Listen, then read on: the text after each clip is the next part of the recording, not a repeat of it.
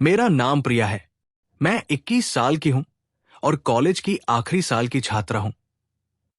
पढ़ाई मेरी प्राथमिकता है, खासकर मैथ्स। मैं ज्यादा घुलने मिलने वाली नहीं हूं और अपने लक्ष्य पर फोकस रखती हूं। हमारा परिवार एक छोटे शहर में रहता है, जहां सब एक दूसरे को जानते हैं। कॉलेज में मेरी तैयारी के लिए मुझे एक प्राइवेट ट्यूटर मिले। राजेश, उम्र लगभग 38 साल। वे समझदार, सुलझे हुए और पढ़ाने में बेहद अच्छे हैं। उनकी बात करने का तरीका साफ और आत्मविश्वास से भरा हुआ है। एग्जाम पास आ रहे थे और मुझे स्पीड बढ़ाने की जरूरत थी। एक दिन उन्होंने सुझाव दिया कि शाम को उनके स्टडी रूम में कुछ एक्स्ट्रा सेशंस कर लें। सब मैंने घर में बताया, क्योंकि जगह पास ही थी और उद्देश्य सिर्फ पढ़ाई। पहले दिन पढ़ाई बढ़िया रही। उन्होंने समस्याएं आसान तरीके से समझाई। बीच बीच में हल्की फुल्की बातचीत भी होती। परिवार, लक्ष्य, करियर। माहौल प्रोफेशनल था, लेकिन सहज भी। अगले दिनों में सेशंस नियमित हो गए। पढ़ाई के साथ कभी कभी वे अपनी जिंदगी के अनुभव साझा करते। कहते कि सही समय पर सही फैसले कितने जरूरी होते हैं। मैं ध्यान से सुनती और सीखती। एक शाम उन्होंने कहा, आज पढ़ाई के साथ एक छोटा सा नंबर गेम ट्राई करते हैं, ताकि दिमाग तेज रहे। खेल मजेदार था और सीख भी मिली। हार जीत के बीच हल्की हंसी हुई, लेकिन सीमाएं साफ रही। धीरे धीरे मेरी मैथ्स में पकड़ मजबूत हो गई। सबसे अहम बात, मुझे ये समझ आया कि अच्छा मार्गदर्शन इंसान को आत्मविश्वास देता है। राजेश ने कभी हद पार नहीं की और मैंने भी अपने लक्ष्य पर फोकस बनाए रखा। एग्जाम के बाद मैंने उन्हें धन्यवाद कहा। उन्होंने मुस्कुराकर कहा, मेहनत तुम्हारी थी, दिशा बस दिखाई। उस दिन मुझे एहसास हुआ, सही मार्गदर्शक मिल जाए तो रास्ता आसान हो जाता है। सुरक्षित।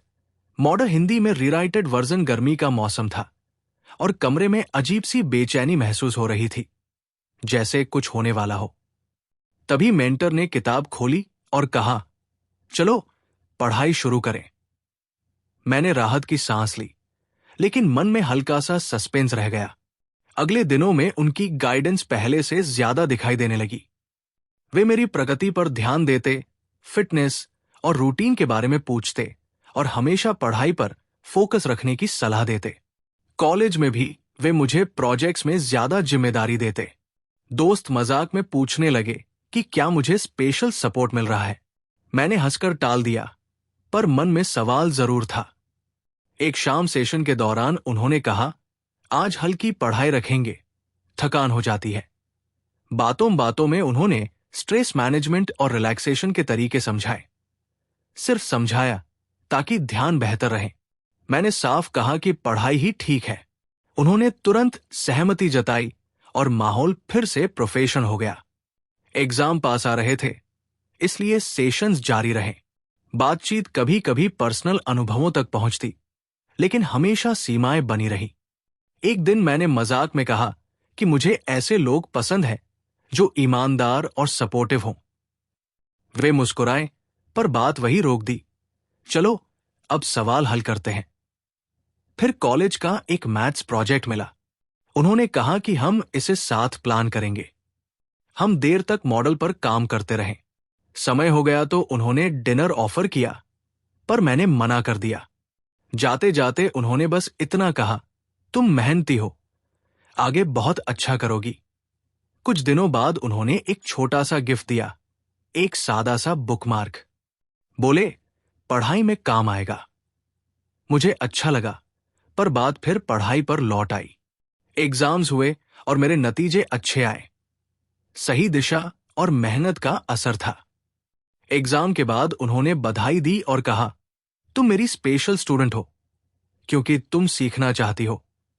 फिर उन्होंने सच बताया, अपनी जिंदगी की एक तकलीफ साझा की और कहा कि वे हर छात्र को अपने बच्चे जैसा मानते हैं, इसलिए ज्यादा केयर करते हैं ताकि कोई गलत राह पर न जाए और आत्मविश्वास से आगे बढ़े। उस दिन मुझे समझ आया कि जो सस्पेंस मैं महसूस कर रही थी, वो गलतफहमी थी। असल में ये निस्वार्थ मार्गदर्शन था। उनकी काउंसलिंग और सपोर्ट से मैं मजबूत बनी, पढ़ाई में आगे बढ़ी और आज कॉलेज में आत्मविश्वास के साथ खड़ी हूं।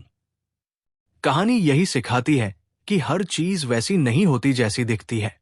सच्चा स्नेह और मार्गदर्शन बिना किसी गलत इरादे के भी हो सकता है, और वही हमें आगे बढ़ाता है।